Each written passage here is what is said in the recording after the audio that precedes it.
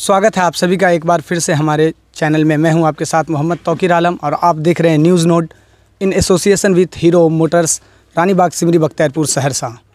मैं अभी मौजूद हूं सरोजा पंचायत निर्वाचन क्षेत्र संख्या 10 के एक ऐसे मुखिया उम्मीदवार के निवेदक के पास जो पिछली बार भी चुनाव अखाड़े में थे, 2 नंबर पर थे। और इनसे आज हम जानेंगे इनकी चुनावी रणनीति के बारे में, आज इनसे हम जानेंगे इनके चुनावी बैकग्राउंड के बारे में, आज इनसे हम जानेंगे इनके मैनिफेस्टो, इनकी प्राथमिकता और इनके द्वारा किए गए कुछ सामाजिक कार्यकर्ता के बारे में। पीछे समर्थक आप देख सकते हैं। आज हमारे साथ बातचीत करने के लिए हैं बैगन छाप। अभी हाल ही रिपोर्ट में एक ये आई है कि घोरदौर पंचायत बनमाइटरी प्रखंड से घोरदौर पंचायत में बैगन छाप ने प्रचंड बहुमत से जीत हासिल की है। इससे भी आपको थोड़ा प्रोत्साहित मिलेगी। तो सबसे पहले तो आपका बहुत बहुत स्वागत है हमारे चैनल में रफ़ी सर। जी, थैंक यू। आप ये बताइए, सरोजा पंचायत रंजीत रंजन, कुंती देवी, संजर आलम से पंचायत चुनाव 2021 वाया कुंती देवी, कुछ बदला है? देखिए, फर्स्ट बार जो पंचायती राज जो इलेक्शन हुआ 5 वर्षीय वाला में, तो रंजीत यादव उर्फ मुन्ना यादव गलफड़िया उन्होंने बहुत वोट से जीते। लेकिन किसी कारणवश जो है वो क्या केस वगैरह के इसमें वो अंडरग्राउंड हो गए, जेल चले गए।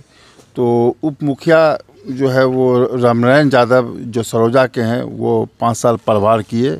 उनका अच्छा रेपुटेशन रहा, काम अच्छा किए वो। उसके बाद फिर जो है ये जो मेरा पंचायत सरोजा जो आरक्षण में आया, तो हम लोग तो फील्ड में थे नहीं, कुंती देवी थी। तो उसके बाद फिर जो है मतलब संजर आलम फिर जीता। फिर कुंती देवी इस बार जो है वो हमसे वर्तमान में है, उसी से हम जो है बहुत थोड़े वोट से पीछे रहे। तो ये 15 साल के अवधि में जो है मतलब परफॉर्मेंस अच्छा नहीं रहा सरोजा पंचायत का। काम जो है नहीं हो पाया, काम कर नहीं पाया पंचायत के लोगों को। तो इस वजह से हम इस बार जो है जब मेरी सीट बनी जो है इसका जनरल की, तो हमने खड़े हुए। तो मुझे जनता का, सरोजा पंचायत की जनता का मुझे प्यार मिला, मोहब्बत मिला, सारा चीज़ रहा। थोड़े वोट्स के अंतराल से हमने पीछे रहे और हमने हार जो है स्वीकार किया। उसके बाद हमने 5 साल लगातार पंचायत में रहा। जो लोगों को दुख दर्द में हमने खड़े रहे।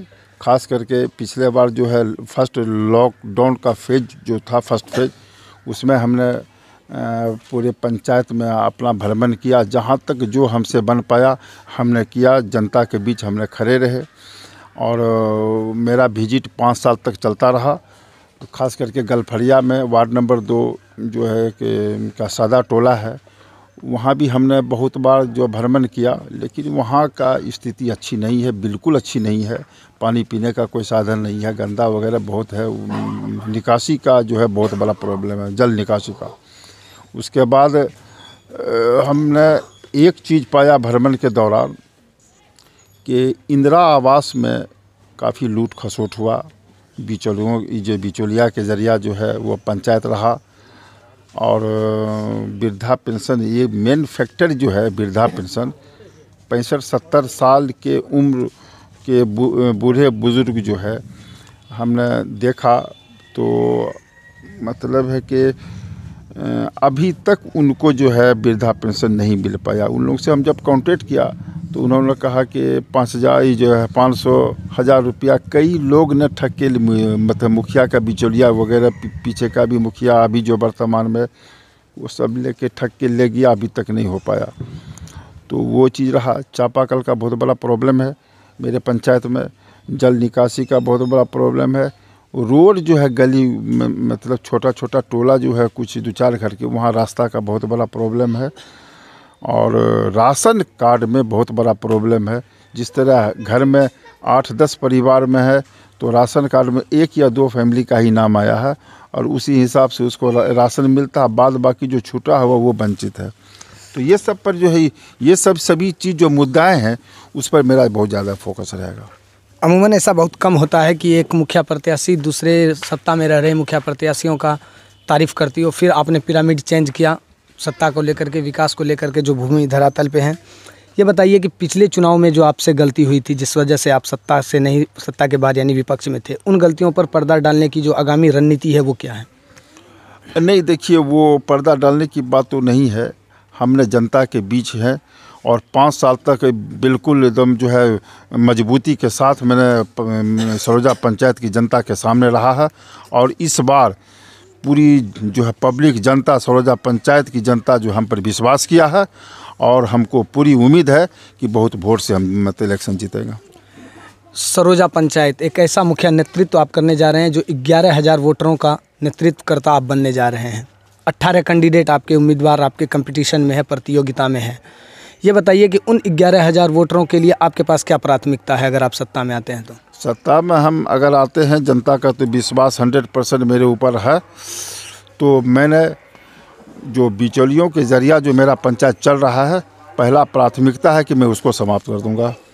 और जो भी कुछ पंचायत में फ़ंड रहेगा वो 100% वो जो है मेरे पंचायत में इस्तेमाल करूंगा, उसका प्रयोग करूंगा। और ख़ास करके मेरा 3-4 चीज़ पर फोकस है कि इंदिरा आवास में मैं लूट नहीं होने दूंगा।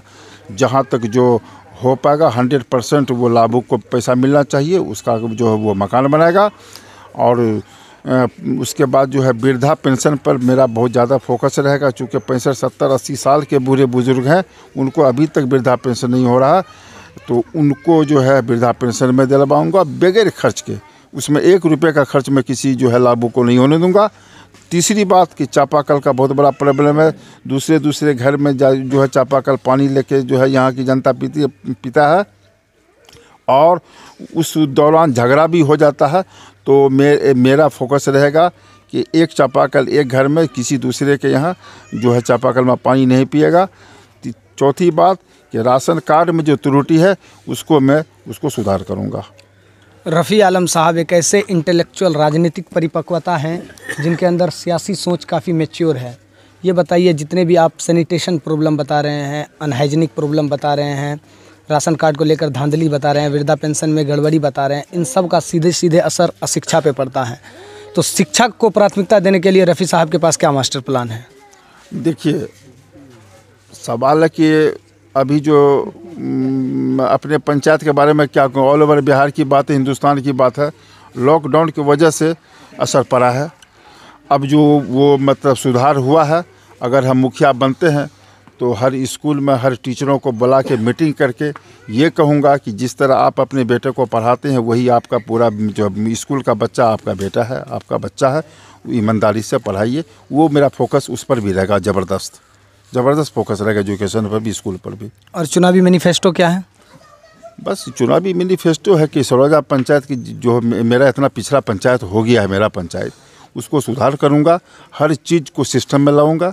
बिचौलिया जो बिचौलिया के अंदर में पंचायत, उसको मैं मुक्त करूंगा।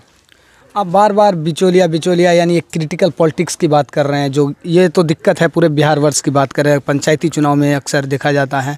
ये बिचौलियों की राजनीति जो करते हैं उनका कौन रहता है, उनका सरपरस्त किसके हाथ होता है, ये हमें आप ज़रा एक्सप्लेन करिए। देखिए, ये जो सरोजा पंचायत के अंतर्गत जो भी प्रतिनिधित्व हुए हैं, एक्चुअली उनको अनुभव की, तजुर्बा की कमी है। वो आरक्षण पे जीत गए, उनको अपना अनुभव नहीं है। पंचायत आपको हरा करके जीते हैं ना? जी हाँ।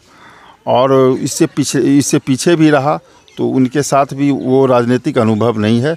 हम पढ़े लिखे आदमी हैं, मजबूती के साथ में खड़े मतलब क्या कहते हैं, खड़ा रहता हूँ। जो भी समस्या होता है मैं सबसे पहले खड़ा रहता हूँ। प्रतिनिधि जो है वो कहीं नज़र ही नहीं आते।